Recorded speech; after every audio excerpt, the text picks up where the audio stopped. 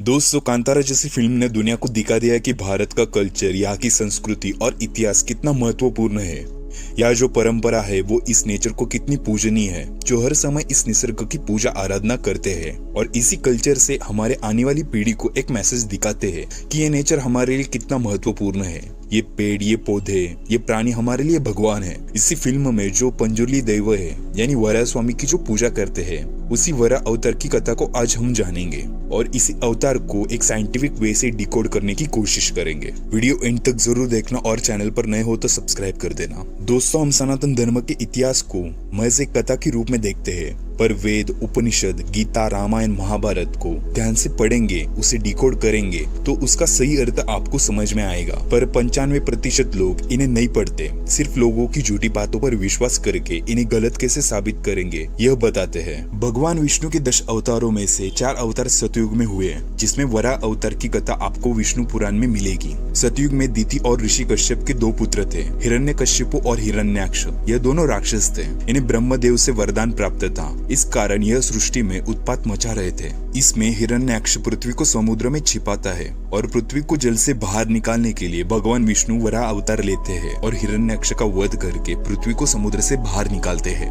दोस्तों, अगर वराह अवतार को हमें साइंटिफिक नजरिए से डिकोड करना है तो हमें हिरण्याक्ष और हिरण्यकश्यप राक्षस को भी ध्यान से जानना होगा।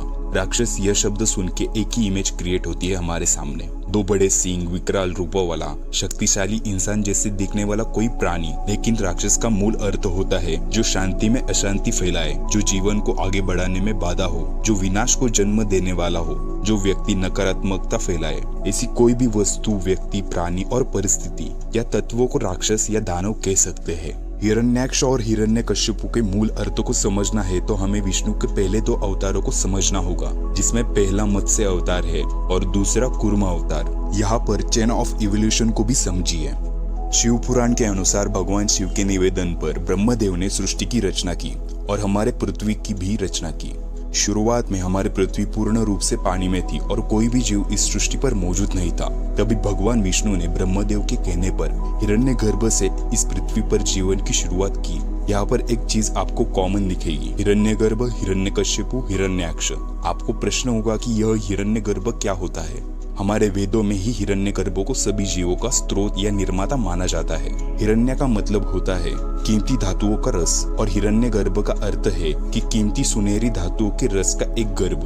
और इस पृथ्वी पर जीवन की शुरुआत भी इसी रस के एक कोशीय सजीव से शुरू हुई और कोश की संरचना भी कुछ इस तरह होती है। इस कोश के मध्य भाग में एक गाढ़ा तरल द्रव्य होता है जिसे जीव द्रव्य, प्रोटोप्लाज्मा कहा जाता है। और इस जीव द्रव्य का निर्माण कार्बन, हाइड्रोजन, ऑक्सीजन, ऑर्गेनिक और अनऑर्गेनिक पदार्थों से होता है।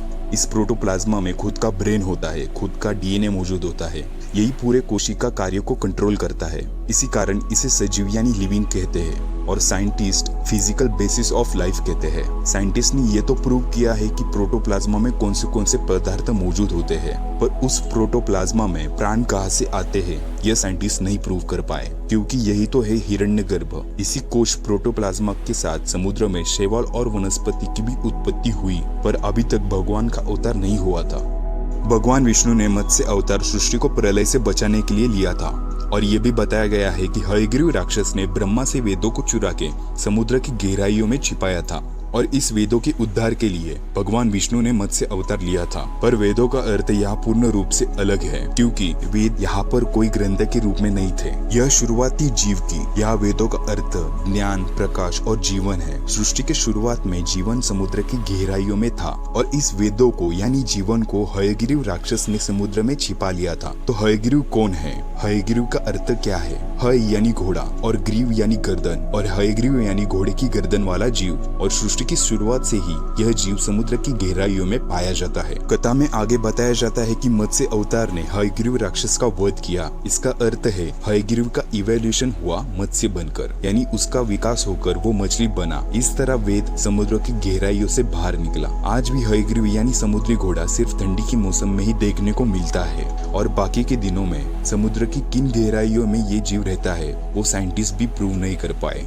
इस तरह हयग्रीव का वध ना होता यानी इवोल्यूशन ना होता तो जीवन समुद्र की गहराइयों में ही रहता और खत्म हो जाता, जिसे इस कथा में प्रलय के रूप में दर्शाया गया है। लेकिन भगवान ने मत्स्य अवतार लेकर यानी मछली बनकर जीवन को प्रलय से बचाया है और इस मत्स्य अवतार के बाद समुद्र में इवोल्यूशन तेजी से होने लगा और नए जीवों का अस्तित्व निर्माण होने लगा। इस इवोल्यूशन को समुद्र मंथन की कथाओं में भी दर्शाया गया है। इस मंथन में जीवों में कुछ पॉजिटिव और कुछ नेगेटिव बदलाव भी नजर आए। इस पॉजिटिव एनर्जी को देव कहा गया है और नेगेटिव एनर्जी को दानव या राक्षस कहा गया है। इस मंथन में भगवान विष्णु ने कूर्मा अवतार लिया है, जिससे इवोल्यूशन के लिए ये अवतरित हुए थे, जिसे उभयचर भी कहते हैं। इसी इवोल्यूशन में सरीसृप यानी जमीन पर रेंगने वाले जीव का जन्म हुआ, पर अभी तक इवोल्यूशन पूर्ण रूप से नहीं हुआ था। ये परिपूर्ण सस्तन प्राणियों की वजह से हुआ और यह इवोल्यूशन लाखों सालों के बाद सस्तन रूप में हुआ और इस इवोल्यूशन को वराह और हिरण्याक्ष के रूप में दर्शाया गया है और यह इवोल्यूशन कोशिकाओं से परिपूर्ण होता है, जिसे हम हिरण्यगर्भ कहते हैं। अब हिरण्याक्ष का अर्थ समझते हैं। हिरण्य प्लस अक्ष यानी हिरण्य के आंसू और हिरण्यकश्यपु यानी हिरण्य में स्थिरता यानी हिरण्याक्ष राक्षस मतलब हिरण्यगर्भ है, जिसे हम कोशिका प्रोटोप्लाज्मा कहते हैं। इसमें आए हुए डीएनए के ऐसे कोडिंग जो इवोल्यूशन में बाधा होती थी। इस जीन्स के नष्ट होने से रेंगने वाले जीव सस्तन प्राणियों में इवॉल्व हुए यानी विकसित होते हैं और यह सस्तन प्राणियों को वराह अवतार में दिखाया गया है और इसके प्रूफ आज भी प्राचीन भारत में मौजूद है, जिसके सही अर्थ को आपको जानना होगा। यह खजुराहो के मंदिरों में भगवान वराह की मूर्ति है। आप इस मूर्ति के नीचे भगवान वराह के पैरों में हिरण्याक्ष को एक सर्प के रूप में देख सकते हैं और यह उज्जयगिरी की गुफाओं में भगवान वराह की मूर्ति को देख सकते हैं। इसमें भी हिरण्याक्ष राक्षस को सर्प की रूप में दिखाया है और भगवान ने पृथ्वी देवी को ऊपर उठाया है। आखिर क्यों प्राचीन निर्माताओं ने सर्प को हिरण्याक्ष के रूप में दिखाया है? क्योंकि उन्हें इस बात का ज्ञान मौजूद था। तो यह जानकारी आपको अच्छी लगी हो और वराह अवतार का साइंटिफिक रहस्य आपको समझ आया होगा तो इस वीडियो को लाइक, शेयर और सब्सक्राइब कर देना। तो मिलते हैं नए वीडियो के साथ।